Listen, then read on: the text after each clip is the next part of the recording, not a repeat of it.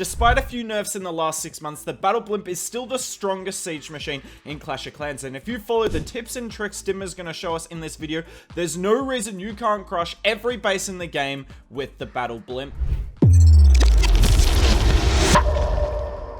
Box base here, and if there's something we know about box bases is that they have no chance, generally speaking, against Super Barch, and that's the first attack strategy in this video.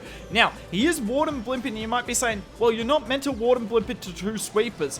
The one exception to the rule is when you're not trying to get to the core of the base. He is not trying to get the town hall down here, Dima. He's more than happy to land not that far into the base, because look at the value he's going to get. He'll get 3 multi-infernos. He's going to get the CC. He's going to get the Eagle 2 expos.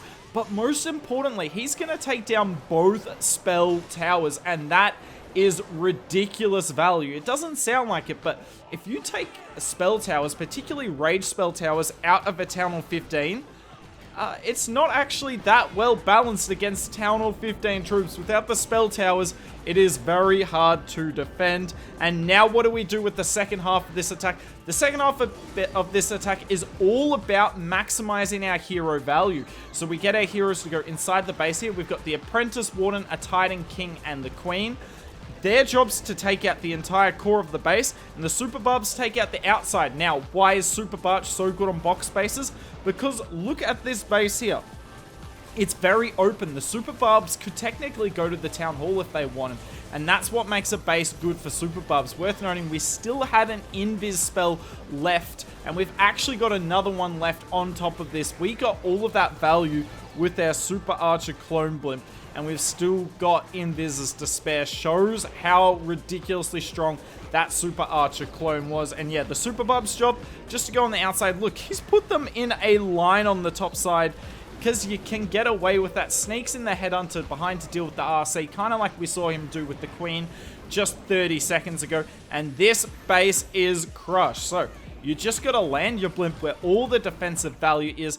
Have your heroes get the rest on the Super Barbs. They can deal with the outside of the base brilliantly. Super Barch yet again, but this is going to be done completely differently. So we're starting out with, rather than balloons to tank, we're going to use the Super Barbs first, because look, once you take out these exterior defenses, the Super Barbs are kind of chilling. They can get very far into the base. Now we're going to send all of our loons here, and they're trying to get as far into the base as possible. Look at that. We pulled 2 Sams. That should have been impossible to pull, but because of the Super Barbs invested, those loons were able to get further. And look at where we land this Blimp.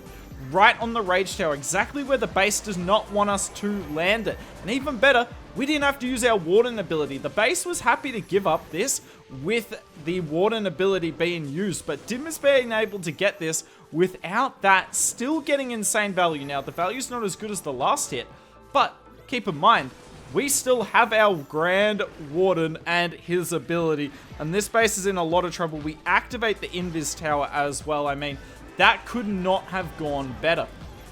So we put down the Warden, Queen, and we're just waiting for the CC to come over. However, this is quite ironic. We apparently saved the Warden ability at the start of the attack, but not quite, because the Warden ability goes off here. That was really unlucky. The Headhunters probably shouldn't have targeted the Warden. One of them went for the Queen, 2 went for the Warden, and it's caused this really bad start to the attack. But even though the Warden ability is kind of swagged here, we still have the Warden aura. Now, we're not bringing the Apprentice Warden in this attack, because there's not as much point when you're going to bring the Grand Warden anyway with Super Barch.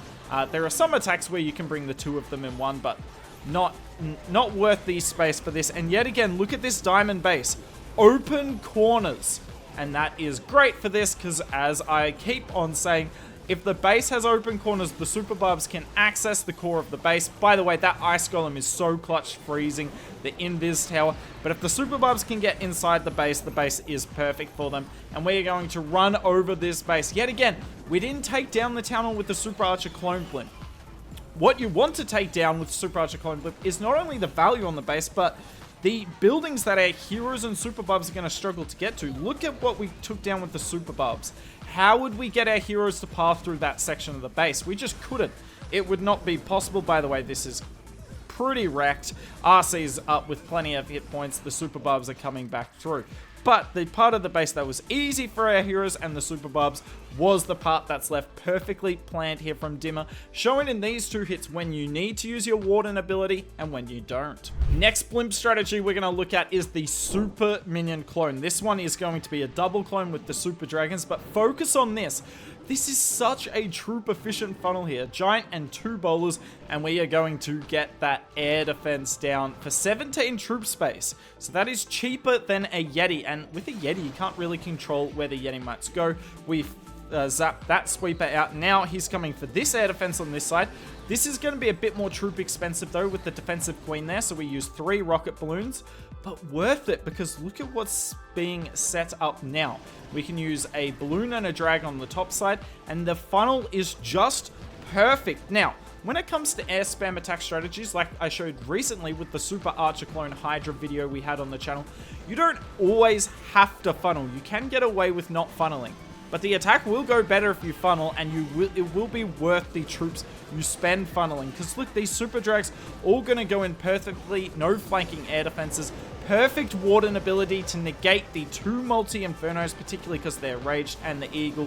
But let's focus on the blimp and notice where he places the clone spells. Slightly off to the right. Don't put them on top of each other. You want to spread these super minions out. Because look at this, now they're all going to go in different directions, and that's a good thing. They're going to get more value across the base. The super drags are still doing a solid job, but the super minions are the real star of this attack strategy. I love the 2 delayed clone balloons. That's quite funny. Obviously, super minions, more space than a balloon, and sometimes you have a little space left over in your clone capacity. But yeah, we still have 4 of our super dragons up. That is kind of crazy to think about, because the super minions have been just taking down all the damage in the base in front of them, and now we've got a huge push on the bottom side, and we can just 2 times through this. We know this is wrecked, and this is something that's so good about the super minion clone blimp. If people don't have red bombs there, there's not really a lot you can do to stop it. Now, it's not as OP as the super archer clone. The super archer clone is more likely to take out an entire base because they've got a bigger range.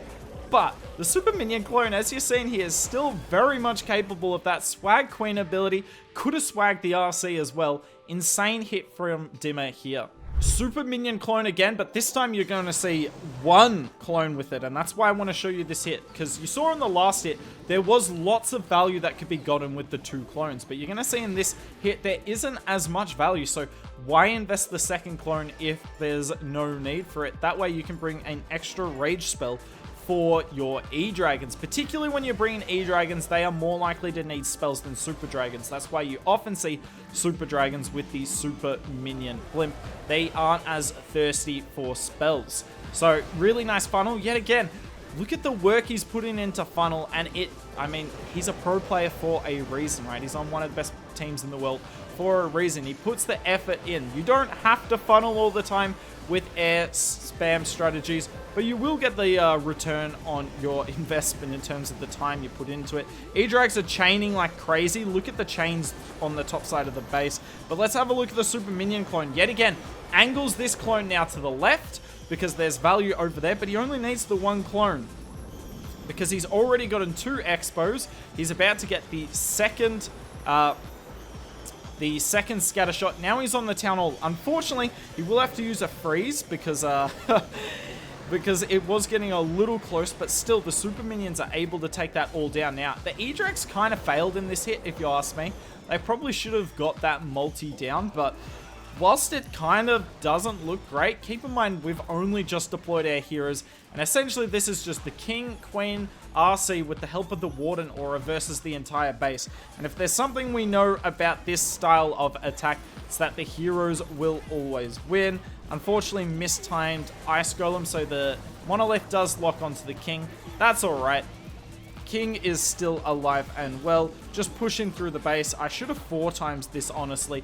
But yet again, it's about knowing the right number of clone spells you need. If there's insane value, like you saw in the last hit by the town hall, bring 2 clone spells.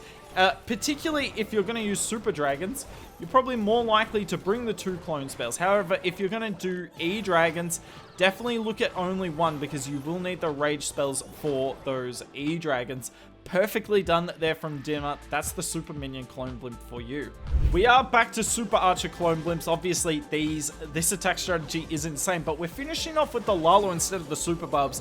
This is definitely still viable. We use a freeze on the sweeper, and I want you to have a look at this CC. So he puts the invis down before he opens the blimp, and why does he do that? Because he's only got Super Archers in this blimp. There is no trash troops at all. Now, this is risky, extremely risky, but when can you afford to do this? When you're landing in a place where there's no room for giant bombs, and as soon as these invis stop getting placed, you'll see there's no room for the giant bombs here. You can't tell it at the moment, but yeah, you see the building that was all the way under that, so there's no room for giant bombs. So bring that 4th Super Archer. It saves you having to worry about the gobs, or the super wall breaker, or normal wall breakers being cloned. Don't need to worry about that at all. Now, why why Lalo instead of the super barbs on the back end? I honestly can't really tell you. That my best guess is this single Inferno. Lalo obviously does amazingly versus single Infernos. Barbs do pretty well as well though.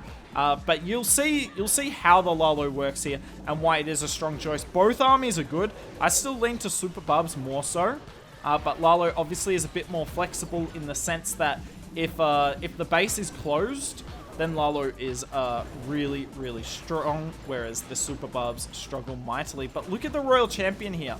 She's taken, like, no damage. And the fact that these bows are on air actually make Lalo a better target. Because if they were on ground, you'd want to use the Super Barbs so that they tank for the Royal Champion. But yeah, our Champion's full health. Our King's only just uses his ability. The Queen's only about to use the same thing here, and this is crushed yet again.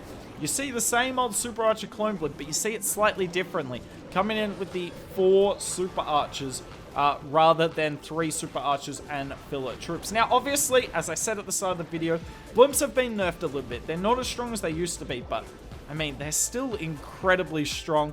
And in terms of how much skill you need for a blimp attack versus like a queen charge attack, blimp is much simpler, and you're not going to have to put thousands of hours in it to triple consistently. Obviously, that's most people's problem with the strategy though, and I understand you, but I'm also trying to teach strategies here for everyone. As you can see here, Dima got a double perfect week. I showed you a few replays today of his blimp attack strategies, but if you want to see the other video we did on his double perfect week where he did some insane attacks, including a queen charge recall super barb Lalo attack of all things, then that video will link on the left. Go give that one a watch, because that's just ridiculous.